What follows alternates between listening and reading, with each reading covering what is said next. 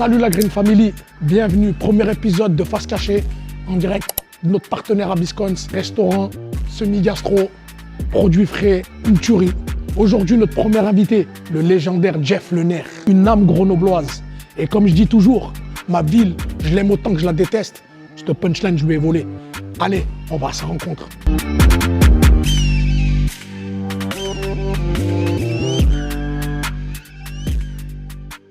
Donc aujourd'hui, comme je vous avais dit, face cachée, premier face cachée.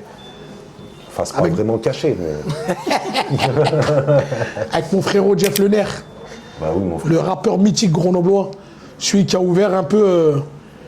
qui a ramené un peu la lumière sur Grenoble au niveau du rap. Moi, c'est mon avis. Parmi les premiers, ouais. Parmi les premiers. Merci, mon frère. Ça, regarde. Wow, c'est une œuvre d'art. La caméra, le bon. Aïe. Je savais. T'es choqué ou pas? Quoi ça? T'es choqué ou pas? Attends, frère, je suis pas du genre à faire... Ah, là, t'es obligé, là. Attends, avec la bonne lumière. Oh, mais incroyable, mais t'es enragé. Mais t'es un enragé, mais t'es trop fort. Il parle pas, mais il est trop fort. Ah, Zach. Numéro 1. 20 sur 20, frère. Donc voilà, le concept, c'était un peu de manger ensemble, de papoter. En plus, ça fait un moment qu'on n'a pas mangé ensemble. Comment on fait d'habitude? Comment on fait normalement? Mais là, ça fait longtemps qu'on n'a pas mangé ensemble. Il y a une caméra, on va faire abstraction de la caméra. La caméra, elle est là. C'est vrai que ça fait longtemps. Pour le fun. Jeff, comment tu vas d'abord? Ben, ça va, et toi? Ouais, la routine, Jeff, comme d'hab. Frère, toujours actif. Toujours actif, toujours autant actif. Ouais, toujours. Dis-nous, moi, j'aimerais savoir un truc déjà, avant toute chose. Ouais. Parce qu'il y a des gens, peut-être, la nouvelle génération, ils ne te connaissent pas. Ouais, sûrement. Moi, j'aimerais un peu que tu expliques un peu ton parcours. Mon parcours. Ton vécu, on en parlera après, mais ton parcours. De rap, tu veux dire? Ton parcours de rappeur, parce que tu as quand même un parcours qui est quand même exceptionnel. Moi, à mes yeux, tu fais partie des rappeurs qui sont légendaires en France, parce que tu es dans les premiers. Si, mon frère, tu vas me faire rougir. Non, mais c'est la vérité, tu le sais, frérot, tu le sais, je l'ai toujours dit. C'est vrai. Tu es dans les premiers, tu fais partie des précurseurs. T'as vu de cette culture hip-hop, de cette culture underground. T'as toujours gardé ton style underground. T'as jamais dévié sur ça. Et j'aimerais que t'expliques un peu comment ça t'est venu le rap, déjà. Comme ça, je suis de cette école, comme tu le dis, underground.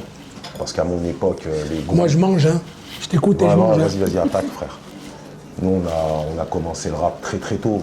Je devais avoir 10-11 ans. Dès que c'est arrivé, j'ai rappé. Dès que c'est arrivé à mes oreilles, d'abord, il y avait eu... je crois Solar ou Benny B, je sais plus lequel d'abord. Benny B, quand on était au collège. D'abord. Benny B d'abord, après Solar, après NTM. Et de là, tu grandis en même temps, parce que j'étais tout petit, Benny B, j'avais 10 ans. Et puis petit à petit, tu prends le truc au sérieux avec NTM, Assassin. Et là, je dois avoir 14-15 ans, et là, vraiment, c'est bon, je veux faire du rap underground. De toute façon, c'était ce qui nous représentait le mieux. La cité, la MJC, le micro. C'était underground le rap. Donc c'est clair. Tu vois, donc je l'ai pris comme ça. Au début, c'était pour m'exprimer. Parce qu'au début, c'est marrant de dire des mots dans un micro, ça sort fort. Donc au début, tu dis des conneries, tu rigoles, et puis après, tu commences à dire des trucs plus durs, plus intéressants. Il y a des grands qui te regardent. Tu te rappelles Doms? Le rappeur Doms, tu vois. Bien sûr, nous, on a des NGBJ. grands. Même NGBJ. NGBJ, oui. Et un jour, je rappe devant Doms à la salle jaune à Villeneuve. Avec le salle jaune à Villeneuve, exact. Et je dois avoir 14 ans. Et il me dit, toi, t'es chaud. Et ça, frère, ça m'a lancé, en fait. Ouais, surtout venant de lui, et surtout venant de nous, Dom, c'était le grand, c'était les premiers, tu vois, qui avaient cette culture hip-hop. Et il s'est pas rendu compte, il s'en rappelle même pas. Peut-être qu'il s'en rappelle, je sais qu'il se rappelle de ces ambiances-là, mais de ce moment-là précis, peut-être qu'il s'en rappelle pas, mais moi, ça m'a marqué toute ma vie. Tu vois, c'est-à-dire que ça a été le truc de, waouh, Dom, c'est le grand Dom, ouais.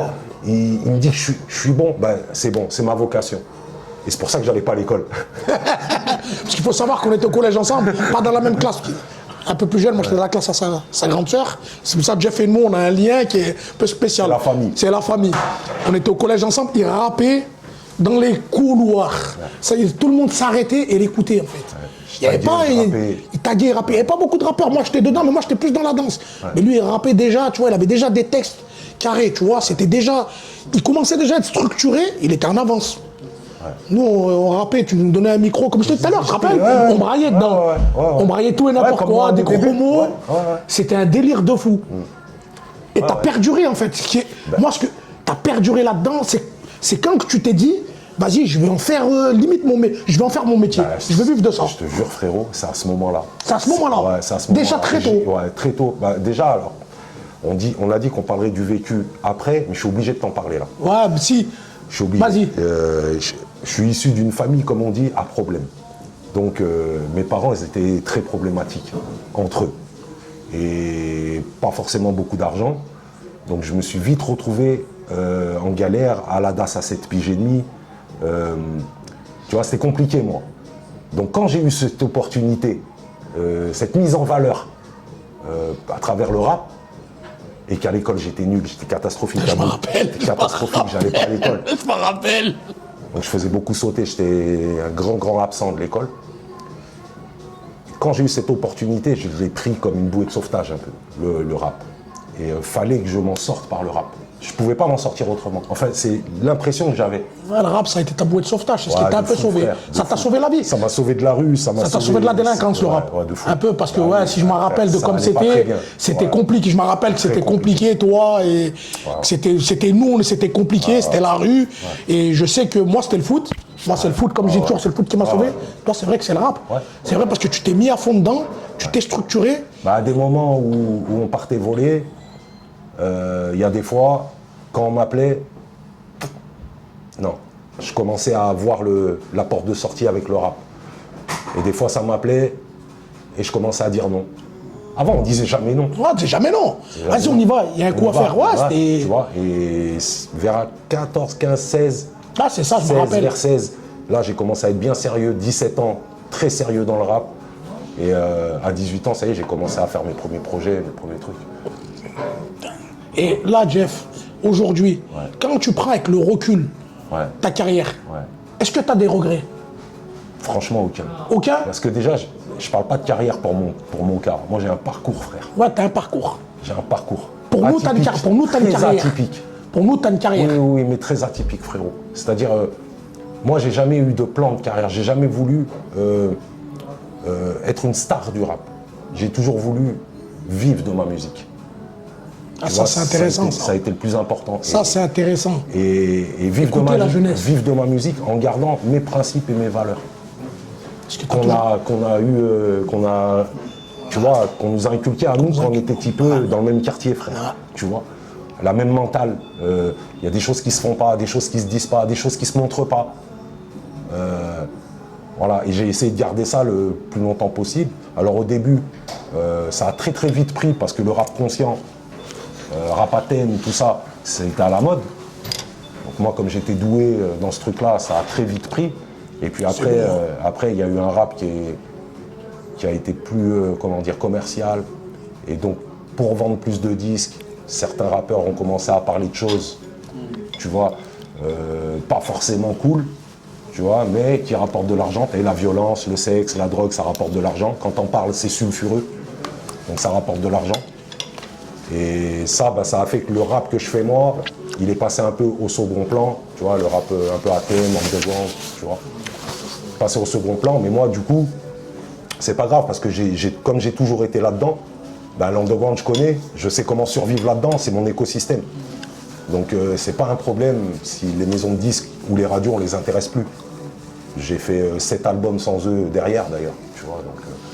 Donc j'ai plus un parcours, moi, frérot, tu vois.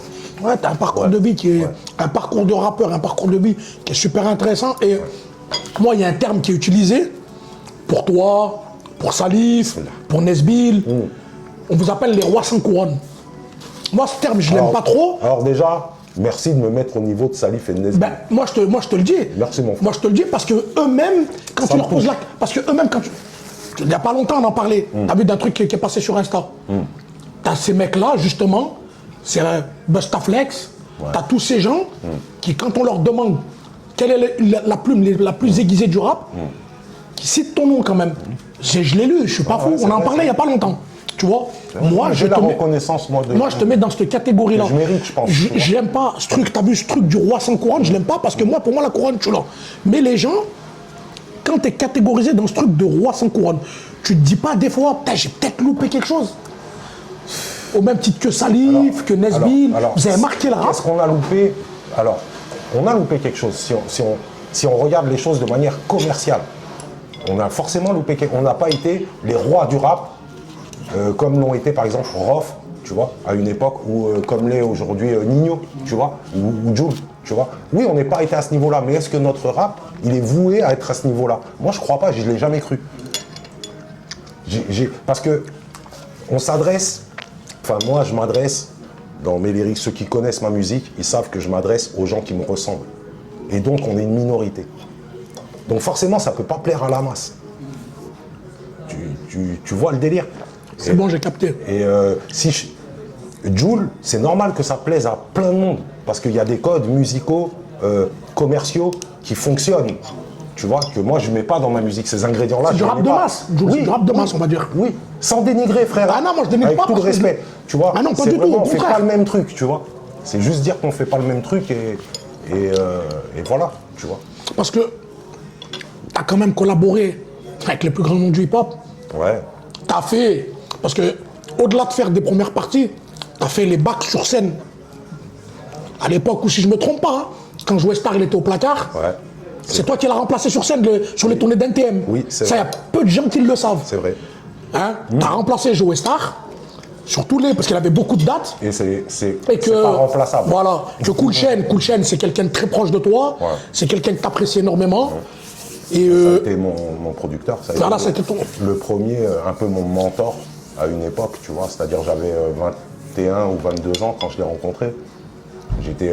Ça faisait longtemps que je rappais, mais j'étais encore un jeune artiste, tu vois. Et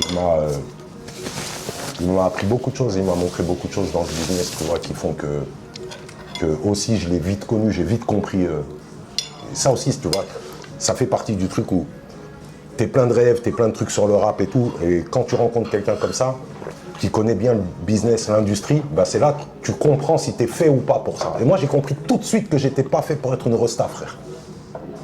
Tu comprends? Moi, je suis pas un mec, j'aime être entouré de gardes du corps, j'aime pas. Moi, j'aime être tranquille, tu me vois, frère, tu me vois partout dans Grenoble. Je suis pas un mec, je marche tout seul, tu vois, je suis pas un mec... J'aime pas trop la célébrité, c'est pas un truc... Mais pourtant, tu vois, c'est ce qui est paradoxal. C'est paradoxal, ouais. Parce que t'aimes pas trop la célébrité, mais tu t'es retrouvé dans des endroits noirs de monde. Ouais. Comme je te disais, t'as fait des concerts avec eux, avec NTM, ça devait être full. Ouais. Blindé, frère, on a fait des festivals à 80 000 personnes. Ouais, des festivals à 80 000 personnes. J'ai fait une scène avec Cool Chain à Agadir, il y avait 200 000 personnes. Tu vois, t'as fait des trucs comme ça, et tout ça, t'as vu, t'as tutoyé tout en haut, on va dire on tutoyé tout en haut, t'es quelqu'un qui vient d'en bas. Ça, quand t'es quelqu'un qui vient d'en bas, ça te procure une certaine fierté quand même. Tu te dis, moi je reviens de n'importe... Je suis un enfant de la DAS, des cités, j'étais en échec scolaire. Frère, alors c'est pour ça que je n'ai aucun regret. Quand tu me demandais les regrets, tu vois, j'ai aucun regret. Moi, je sais d'où je viens, je sais ce que j'ai accompli. Faites mieux. Comme il dit Mélenchon. Le Jean-Luc. Ah, mais non, mais faites mieux. Partez de la ZUP des Chirolles, montez, allez faire la première partie de Akon. Allez partez de la ZUP des Chirolles, allez au collège du village olympique. Allez au collège du village olympique. Faites-vous jeter par deux rétas plusieurs fois. Allez faire la tour. Ouais. Allez, faites ça. Faites des gardes à vue comme j'ai fait, faites des vols de voitures pour fuguer du foyer, faites. Et après, retrouvez-vous en première partie de Akon au Zénith de Paris. Moi, c'est ce que j'ai fait, frère. Ouais, c'est vrai. Pour certains qui vont écouter ça, ils vont dire, ouais, mais ça, c'est rien. C'est énorme. Mais pour nous, c'est énorme. C'est énorme. Mais même nous, quand t'as vu, nous, en plus, moi, ce que j'ai toujours kiffé, c'est que t'as gardé cette proximité avec ta base, nous. Tu vois, nous, tu ne t'es jamais... parce que je le dis, moi, Jeff, chaque fois que je l'appelais, Jeff, j'ai besoin, j'arrive. Ouais, Jeff, il y a un petit qui rappe, ramène-le. Normal. Jeff, ça, machin. Même les trucs les plus incohérents. Tu vois, un petit qui sait pas rapper, tu le ramenais, il allait le rencontrer, il lui parlait, tu vois, il lui dit, viens, on fait un petit truc ensemble. Il a jamais pas calculé les gens. C'est quelqu'un qui vient de la France d'en bas, comme on dit, et qui a jamais oublié d'où il vient. Pourtant, comme il disait, 80 000 personnes, 200 000 personnes, ça... T'en connais plein qui ça tournait la tête, le rap. T'en connais plein dans ton entourage, t'en as plein. Que toi, t'as poussé, mais qu'après, dès qu'ils sont montés un peu, Ils se sont barrés. Ah frérot, Ils ont disparu. on va pas commencer. Non, on va pas commencer, mais c'est pour te dire Ouais. à quel point, moi, je trouve que c'est plus qu'honorable. T'as vu ce que t'as fait, en fait. Moi, pour moi, tu sais comme je kiffe l'homme. Moi, je kiffe l'homme. T'as vu, l'homme, c'est mon frérot. Mais l'artiste, tu sais comme je le kiffe, moi, Jeff. T'as vu? Tu vois, les punchlines, tu vois, j'en ai plein dans la tête. J'en ressors. frère, arrête. Non, mais quand je fais des interviews, je suis dans des débats, je te dis, la phrase, ma ville, je l'aime autant que je la déteste. Alan, t'as vu, il me l'a ressorti. Il pensait qu'elle venait de moi. Je lui dis, non, il faut rendre à César ce qui appartient à César. Et on sait pourquoi on dit ça. Ben oui, mais Jeff, est-ce que tu te rappelles le soir du clip de 38 districts ce jour-là? Ouais, bien sûr. Ce jour-là, on est ensemble toute la journée, il y avait des bails à faire. Je crois qu'on n'avait pas déjà fait un clip la journée. Je crois, ouais. On avait fait un clip la journée. Ouais, je crois, ouais. Fait un clip la journée, on est posé chez Jay. Ouais. Posé chez Jay, machin, tout ça. Ouais, ça fout quoi, machin? Ouais, je suis fatigué, machin. Comme d'hab, play, photo, casse-dalle, musique, écoutez. Minuit, 1h, vas-y, moi je rentre, je rentre. Toi, ce jour-là, t'es dans tes pensées. Moi, j'oublie pas, t'es dans tes pensées. Tu regardes Swilox et tu lui dis, c'est vous après, vous me racontez. Il n'y a plus personne, vous êtes que, il y a toi, Jay, Swill, c'est ça? Ouais, c'est vous ça. êtes que tous les trois. Tu dis, vas-y, viens, on va faire un tour dans Grenoble. Il pleut. Il pleut. Je me rappelle, il pleut. Il pleut. Ouais. Il fait pas beau. Il n'y a pas un chat dans pleut, Grenoble. Il caille, il fait froid, c'est l'hiver. Le mec, il a l'idée de faire un clip. C'est un des plus beaux clips qu'il a fait. Mais l'inspi, elle est... Grenoble sous la pluie. Grenoble sous la pluie, la nuit, 2h du matin, Grand Place, Rail du Tram, Place Grenette, tous ces endroits-là. Il allait tout seul, ils ont fait un clip. Tu vois, quand un mec comme ça, qui est inspiré par sa ville comme ça, t'es obligé, tu peux que rendre à César qui appartient. C'est pour ça que moi je te dis, quand ils disent les rois sans couronne, j'aime pas, parce que moi, pour moi, la couronne est là. T'as vu, pour moi, Jeff, tu fais partie des gens qui ont marqué la ville. Qui ont marqué la ville. J'ai conscience, frérot. Moi, j'espère que tu en as conscience, parce que... Ce que je veux, moi, plus, c'est que ça inspire d'autres à faire mieux, même, comme je disais, tu vois. C'est ça qui est, pour moi... Nous, tu le sais, je sais que t'es comme ça. C'est pour ça que quand tu me dis, t'as jamais hésité pour donner la force, machin. T'as toujours donné la force. Mais parce que moi, on m'a donné la force. Comme je te disais, par Doms, même toi, quand on était gamin, tu m'as donné la force, toi, Djeloul. J'oublie pas ceux qui m'ont donné la force. Dans l'allée, quand je rappais, quand je sortais mes papiers froissés et que je rappais mes textes timidement pour savoir ce qu'ils en pensent. On était affolés. Tu vois. Alors que nous, à l'époque, t'as vu, on voyait un rappeur, on disait, vas-y, qu'est-ce qu'il raconte? Laisse-nous tranquille. Nous, mais lui, déjà, c'était notre frérot. Là, on l'aurait dézingué si c'était pas bon. Mais il était déjà fort. Là, des fois, il était pas là. On disait, comment il sort ça? T'as vu comment il a fait pour écrire ça? Il sortait un papier de sa poche, du survêt Lacoste de l'époque, du lac d'art, il le sortait, tout froissé, qu'est-ce qu'il a? Tac, tac, tac, il balançait. Et dans l'allée, il y avait du bruit, on était 1000. Du bruit, de la fumée, tu vois. Et plus personne parlait. T'avais un silence. Le seul moment, tu vois, où t'avais un silence, où t'entendais plus rien, c'était quand Jeff est rappé. Ça se faisait pas à l'époque. Tu vois, il n'y avait pas de rappeur au quartier. Il n'y avait pas de rappeur. Il n'y avait pas de rappeur à Grenoble. Et les rappeurs qu'il y avait à Grenoble, ils étaient plus grands que lui. Ouais, moi, de son âge, de sa génération, il n'y en avait pas. Ouais, il n'y avait pas beaucoup. Il n'y en avait pas beaucoup. Il y en avait, mais pas beaucoup. Ils étaient tous, c'était les Doms. Oui, c'était plus grand. Moi, mon âge, c'est Dab, c'est Timou. Ouais, c'est Dab, Timou. Il y avait un mec qui s'appelait Sam, je ne sais pas si tu te rappelles de lui, il habitait à Villeneuve. Si, je me rappelle. Sam, il y avait César aussi, je crois. Il y avait César. Il y avait César, le Cam, ouais. Le Cam. César. César. Ouais, il n'y en avait pas. Mais eux, ils ont vite arrêté. Ils ont vite arrêté. Après, ils sont partis dans le graphe. Ils sont sortis dans le graphe et dans le tag. Le rap, mais t'es le seul qui a... De ma génération. Ouais, ta génération qui a persévéré. Après, les jeunes, tout de suite derrière ceux, tu sais, les 85, 86, et après, là, ils se sont mis à vraiment rapper. Mais ils rappent chacun dans leur coin. Tu vois, ça a été le défaut à Grenoble pendant des années. Beaucoup de rappeurs, mais chacun dans son coin, ça se donne pas la force. Et comme ça peut pas marcher. Il faut absolument se donner la force. C'est pour ça que je fais une dédicace aux 38 mesures. Là, on est en train d'organiser des choses. Voilà. J'ai mis un clip. Tu sais, ce clip, c'est quelque chose. Quand tu vois ce clip, qu'est-ce que ça te fait? Je te dis franchement, le premier sentiment, ça me fait de la peine, frère. Ah. Premier sentiment, ça me fait beaucoup de peine. Mais pourquoi ça te fait de la peine? Parce que déjà le morceau en lui-même, frère, c'est un morceau, si je l'ai fait, si ce clip je l'ai fait, c'est parce qu'on était en grande souffrance, nous, notre génération, à cette époque-là déjà. Et du coup, dans le clip, il y a beaucoup de frérots, Il y a beaucoup de frérots qui ont vécu des choses très très difficiles, ou avant, ou après. Voilà. Il y en a, ils sont morts, il y en a, ils sont en prison, il y en a... C'est dur de voir ce clip, frère. C'est nostalgique en même temps, bon souvenir, mais en même temps, il y a une amertume, tu vois. Gribouille. Gribouille. Son frère Olivier. Ouais, ouais. Moi, c'est la petite anecdote. La veille, Jeff, il met... Pendant 2-3 jours de Toi, suite... t'es pas dedans. Non, mais parce que pendant 2-3 jours de suite, ouais, je vais tourner un clip au quartier, faut que tu sois là, faut que tu sois là. Ouais, je vais être là, je vais être là, je vais être là. Après, je me dis, ouais, mais son clip, des fois, il va péter et tout, je vais tourner de partout, ma tête et tout. Non, t'as vu? Moi, je lui fais un coup de traf. Je lui dis, mais non, tu sais, je lui dis, oui, je vais venir. Il m'a attendu, il m'a appelé dans la journée. Hein. J'ai pas répondu exprès. Après, quand je l'ai revu, pourquoi t'es pas venu? Ouais, j'avais une galère, je pouvais pas venir. Mais en fait, je savais que le clip, il allait péter, en fait. Le son, il me l'avait fait écouter. J'ai dit, le son, il va péter. Mais ce qui est bizarre, c'est que ce son, qui date de 2007, 2007, c'est ça, hein? Ouais, c'est ça. 2007, presque 20 ans, les paroles, elles sont encore d'actualité. 20 ans plus tard... Ils n'ont rien fait, il n'y a rien qu'à changer, frère. 20 ans plus tard, c'est toujours la même chose. Et si tu regardes même le style vestimentaire d'il y a 20 ans, il est revenu aujourd'hui. Tu vois? C'est paradoxal. Moi, c'est un truc qui me... Tu sais, je le regarde souvent. Hein. Jeff, je le regarde très souvent. Bah, t'as bien vu, tout le temps sur Insta, quand je partage un truc, que je mets des petits du foot, je mets Génération. Parce que moi, cette chanson, c'est un hymne un peu. Quand tu me parles d'hymne à Grenoble, t'as ça et 38 districts. C'est les deux hymnes grenoblois pour moi. Mais moi, Jeff, aujourd'hui, quand tu vois cette chanson, tu te dis... Bichoc. Tu vois Bichoc. JP, tout ça. Il y a la même Mistral, la M3, 4... Redouane. Hein? Redouane?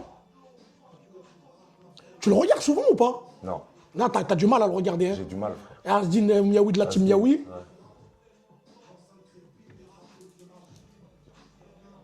Ah, c'est trop, frère. Ah, c'est trop. Donc ouais, tu vois, ça, on va parler un peu d'actualité quand même. Tu te rends compte que tu as écrit cette chanson il y a plus de 20, il y a 20 ans. Ouais. Il y a 20 ans. 20 ans plus tard, on a quasi les mêmes problématiques. Alors que, normalement, la société, elle a évolué. Tu as vu, il y a beaucoup de... Il y a eu le boom d'Internet, le boom de la téléphonie, il y a eu plein de booms, tu vois. Mais la société, elle est toujours pareille. Toi, tu penses que c'est quoi le problème aujourd'hui? Les problèmes. Plusieurs On va dire les problèmes. Mais je pense que le capitalisme sans limite, ça monte à la tête de tout le monde, frère. C'est-à-dire qu'aujourd'hui, tu te lèves le matin, tu penses à quoi si c'est pas à l'argent? Tout le monde pense à l'oseille. C'est le nerf de la guerre. C'est le nerf de la guerre. Et aujourd'hui, ben, t'as des présidents qui vont en prison pour l'oseille. Tout le monde est chaud pour l'oseille. Donc ça sort des calages. Tout le monde est chaud pour l'oseille. Ça fait des génocides pour l'oseille, frère. Pour moi, c'est ça. Le pouvoir, l'argent, tu vois. Ah, c'est les choses Les gens qui... ne savent pas se limiter à un truc qui leur va. Il faut toujours plus, tu vois. Donc à partir du moment où il faut plus, bah, tu vas commencer à aller voir dans la poche du voisin ou dans l'assiette du voisin. Et ça crée des problèmes. Moi, je vois les choses comme ça. Non, mais moi, je pense que tu as super bien analysé le truc. Hein. Tu sais, l'argent, c'est le nerf de la guerre. Aujourd'hui, c'est vrai que quand tu te lèves, tu penses à l'oseille. Parce que déjà, ben, avec l'âge, nous, maintenant, on a des familles, on veut nourrir nos familles, on a des factures à payer. Mais tu as les petits jeunes aujourd'hui, ben, on va dire, hein, ils rêvent ils veulent tous savoir la vie de Tony. Alors aujourd'hui, avec les réseaux sociaux, on leur montre cette vie-là, justement, sur des yachts, qu'elles soient vraies ou pas. Ce que vont montrer, par exemple, les influenceurs. Que ce soit vrai ou pas, c'est ce qu'ils montrent. Et donc toi, tu grandis, là, dans cette génération-là, ils grandissent avec des codes faut de la Rolex, faut du... Si t'as pas ça, t'es un clochard. Et frère, si t'as pas un niveau d'études, si t'es pas avocat pour te payer une Rolex, frérot, bah faut sortir une calache. Ah, c'est clair. C'est la vérité. Mais en plus, tu vois, regarde, tout à l'heure, tu parlais de l'évolution du rap d'avant, de comment ça a commencé. Nous, tu te rappelles, le rap d'abord, c'était quoi? C'était Peace, Love and Unity. Ouais. T'as Africa Bambaataa, tous ces trucs, c'était ça le début du rap. Ouais. Nous, on a connu le rap, t'as vu, pas la luxure. Non. Ça n'existait pas. Justement, c'était mal vu. Ouais, c'était mal vu. Et aujourd'hui, dans le rap, maintenant, c'est tout l'inverse. Ouais. Tu vois, ces phénomènes montrer c'est le capitalisme. La richesse. C'est le capitalisme qui fait ça. Quand tu mets un rappeur qui va dénoncer des choses et tout, ça va plaire. À l'époque, ça plaisait, hop, ça plaît. Mais si derrière ce rappeur, tu mets une meuf en string, ça va plaire encore plus de monde. Et si ce rappeur, maintenant, il arrête de faire de la politique et il nous parle de trafic de drogue comme, et qu'il fascine les petits, comme Tony Montana peut fasciner. Tout ça, c'est commercial, frère. Donc, en vrai, le rap, il allait bien avant que le capitalisme l'avale et le rechie. Comme le sport. Regarde bien le foot, c'est pareil. Le foot, c'est un sport, quand tu es en bas, c'est un sport noble. Mais quand tu es en haut, tu vois que ça devient mafieux. Tu vois qu'il y a de la corruption. Tu vois qu'il y a des matchs truqués. Tu vois. C'est ça la réalité. C'est que dès qu'il y a de l'oseille dans quelque chose, frérot, à outrance, quand c'est trop, on arrive à un point où... tu vois. Tu vois, là, franchement, ton analyse, elle m'a coupé le souffle, elle est exceptionnelle parce que tu as vu, c'est tout ce que je pense. Et je pense qu'il y en a beaucoup de gens qui le pensent. Mais des gens comme toi, tu vois, ce qu'il y a de bien, c'est que tu as encore des gens comme toi qui sont là pour inspirer les jeunes. Tu aurais pu, comme je t'ai dit, je te l'ai dit, je te le dis tout le temps, tu aurais pu dire, vas-y, je m'en bats les reins, moi je fais ma vie, je suis dans mon truc, j'ai fait mon truc, j'ai plus rien à prouver, t'as plus rien à prouver à personne, mais pourtant, tu es toujours là, tu vois, tu parlais de 38 mesures, tu parlais de... tu es toujours là à tendre la main aux jeunes. Toujours. Ça fait partie de mon être, frérot. Si je fais pas ça, j'ai l'impression de pas être, tout simplement, frère. Ça me satisfait, en fait, tu vois. On a tous quelque chose, on a tous un intérêt quand on fait les choses. Moi, mon intérêt, c'est de me rendre utile, de transmettre, de tirer vers le haut. C'est mon intérêt. Quand je fais ça, je suis fier de moi, tu vois. Si je fais pas ça, j'ai l'impression de servir à chi, tu vois. On t'a vu, je t'ai vu aussi, t'as vu aller dans pas mal d'événements dans les quartiers en juin. Tu vois, quand il y a les beaux jours, chacun fait son petit tournoi. T'es allé pour le truc de la Palestine à Villeneuve. T'es venu sur un tournoi à l'USVO, t'es venu plusieurs fois à l'USVO. Villeneuve Impact, t'es allé faire pareil pour des trucs comme ça.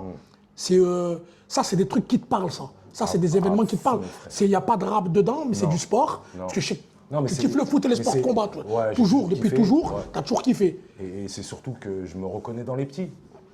Donc, comme je t'ai dit, nous, à l'époque, on en parlait tout à l'heure hors caméra, mais nous, à l'époque, on avait beaucoup d'encadrement quand même, qui a plus trop aujourd'hui. Je te parle du niveau éducatif, associatif. Dans les quartiers, il y avait plus de moyens qu'aujourd'hui, on ne va pas se leurrer. Et aujourd'hui, quand je vois toi ce que tu fais par exemple avec l'USVO, je revois certains éducateurs que j'ai pu avoir à l'époque, comme Vito Scarangella, comme, tu vois, des gens comme ça qui ils m'ont marqué, tu vois, ils m'ont aidé, m'ont valorisé. Et je me dis que ça, pour les petits des quartiers, c'est essentiel. S'il n'y a pas ça, s'il n'y a plus les Villeneuve Impact, les USVO, il n'y a plus de lien entre les adultes et les jeunes. Et là, les adultes, c'est dans ces cadres-là, dans le cadre de la boxe ou du foot, qu'ils peuvent inculquer des valeurs, montrer des bons exemples, raconter des histoires aux petits qui peuvent les inspirer dans leur vie. Tu vois, pour moi, c'est essentiel, frère. C'est pour ça que ça m'intéresse et j'aime être là juste pour être là, frérot. En tout cas, Jeff, franchement, tu as vu comme je dis, je vais le redire, c'est vraiment un plaisir de t'avoir, plaisir d'entendre un peu ton parcours, Merci, ton vécu. Merci beaucoup. Tu n'es pas un donneur de leçons, pourtant tu pourrais en donner. Et ça, c'est tout à ton honneur. Maintenant, si tu as un message à passer à la jeunesse grenobloise déjà, qu'est-ce que tu peux nous dire sur ta ville, Grenoble? Première des choses, avant de passer un message, qu'est-ce que tu peux me dire sur Grenoble? C'est une ville magnifique, qui est belle, surtout vue d'en haut. Parce que quand on descend et qu'on commence à rentrer dans certaines ruelles... le côté sombre, le côté obscur. Mais y a une mentalité qui peut paraître parfois dure, mais en vrai qui est une très bonne, excellente mentalité, avec beaucoup de principes. Et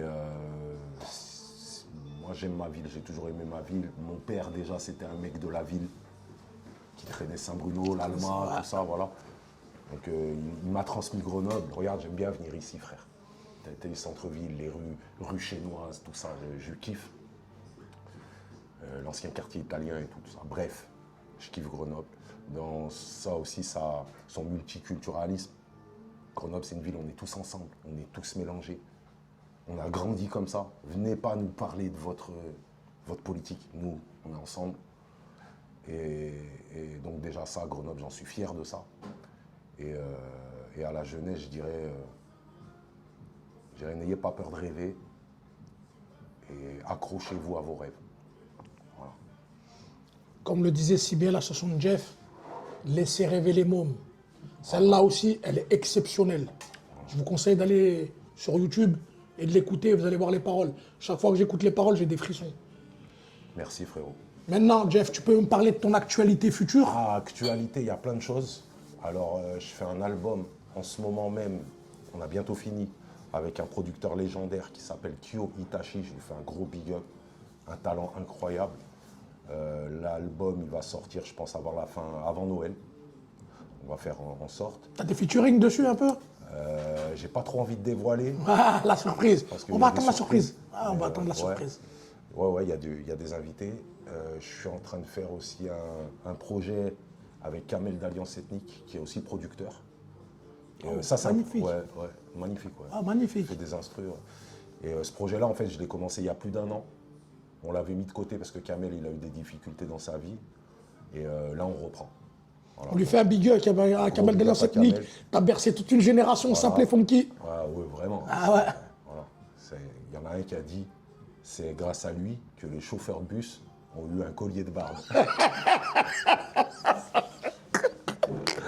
Ce collier de barbe, il est légendaire. Tout le monde l'a eu. Magnifique. Le collier de barbe à Kamel d'Alliance Ethnique, tout le monde l'a eu. Même moi, je l'ai eu. Ouais, même moi, on l'a tous fait. On l'a tous fait. Donc, il y a ça. Après, j'ai des concerts. Donc, je fais un gros big up à Kojo et Jemin qui m'accompagnent sur scène. Ça, c'est mes frérots. Jemin Souriant. Ouais, Jemin Souriant. Tu m'as fait rencontrer, talent fou, super bon. Kojo, pareil, c'est incroyable. C'est des crèmes, frère. Et du coup, on joue le 13 octobre à Lyon. Une petite salle qui s'appelle la Boucherie des Pentes. Je ne sais pas s'il reste des places, si vous êtes intéressés, mais c'est limité. On m'a dit que c'est des places limitées. Le 1er novembre à Paris, dans une salle qui s'appelle La Place. C'est une date particulière parce que je vais jouer avec Senza de l'usine, très bon kicker, et avec le groupe légendaire des X-Men. Oh voilà, les X-Men.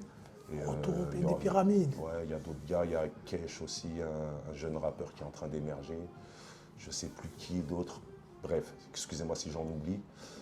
Et sinon, je rejoue, je crois, le 23 novembre à Dijon, mais avec Flint, le rappeur Flint du 18e aussi, un très très bon rappeur. Très belle plume. Et donc ça, c'est le 23 novembre à Dijon. J'ai pas le nom de la salle en tête, mais vous pouvez vous renseigner sur Internet, c'est déjà tout en ligne. Et voilà, il y a d'autres dates qui arrivent. Je communique régulièrement sur Instagram. Instagram, c'est mon premier réseau. Et Facebook, TikTok. De toute façon, tu seras identifié sur le podcast, sur de la vidéo. Tu seras identifié. J'aime pas faire de la promo. C'est le moment le plus relou. Je sais que t'aimes pas. C'était vraiment le moment le plus chiant. Mais t'es avec moi, donc t'es avec moi. Et je sais que tu le fais. Je sais que ça. Mais de toute façon, comme là, ce que t'es en train de faire là, profitez, hein. C'est très, très, très, très rare. Déjà, les interviews, c'est rare. Les interviews, c'est rare. Mais alors, interview, bouffe, pub, de la promo pour lui, vous avez tout eu. C'est exceptionnel. Vous avez tout. Vous avez eu là du... Et en plus, là, c'est du Jeff sans chichi, sans rien. Jeff, il est sans filtre en général. Mais parfois, il va se contenir parce que c'est sa pudeur. Je le connais. Il connaît pas les gens. Il veut pas mettre de la distance, mais c'est plutôt de la pudeur.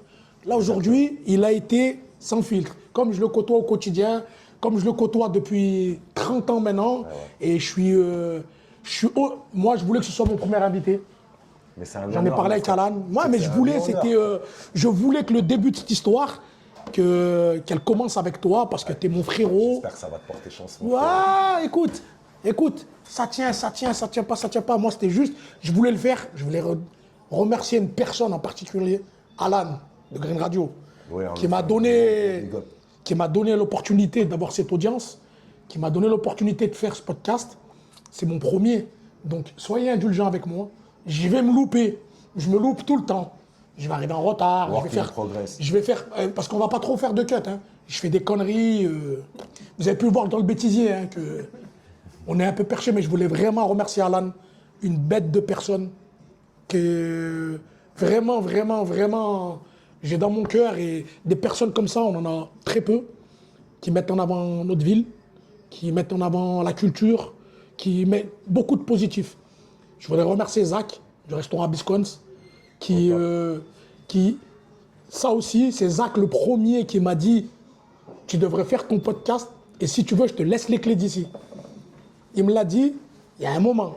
Je lui dis, mais non, mais pourquoi un podcast? Et aujourd'hui, voilà, je suis devant vous, avec mon frère Jeff Lener, Alain en train de filmer, et abonnez-vous, partagez, propagez. Post-blow, comme il dit. Post-blow, je sais pas c'est quoi. Good vibes only. Good vibes only, nous, c'est comme ça. Que des vibes positifs, que du positif. Partagez. Partagez, commentez, likez, comme ils disent. Et premier épisode, qui va en amener d'autres. Face cachée avec Jeff Lener pour Green Radio. À bientôt la famille.